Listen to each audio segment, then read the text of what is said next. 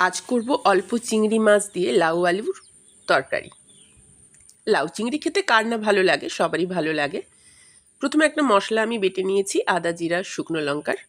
তেলের উপর কালো জিরে, ছোলার ডাল, শুকনো লঙ্কা, তেজপাতা ফোড়ন দিয়ে চিংড়ি মাছগুলো ভাজতে শুরু করলাম। দিয়েছি 2টো এলাচ আর একটু দারুচিনি। এটা মোটামুটি ভালো করে ভেজে নেব, খুব বেশি পুড়িয়ে ফেলবো না, ছোলার ডালটা যেহেতু আছে। উপর থেকে দিয়ে দিলাম ওই বাটা মশলা। কষিয়ে নেওয়ার পরে দিলাম ধুয়ে রাখা লাউ আর আলু। লাউটা কাটার আগেও ধুয়ে নিতে পারেন, কাটার আগে ধুয়ে নিলে জলটা কম বেরোয়। এবার ভাজতে শুরু করলাম। মশলা যখন প্রায় কষে আসবে, শুকনো হয়ে আসবে, নিজের থেকেই দেখবেন একটা জল বেরোবে লাউয়ের। তখন উপর থেকে দেব আমি গরম মশলা আর চিনি, ঢাকা দেব। কিছুক্ষণ রাখার পর দেব ঘি। তৈরি লাউ চিংড়ি।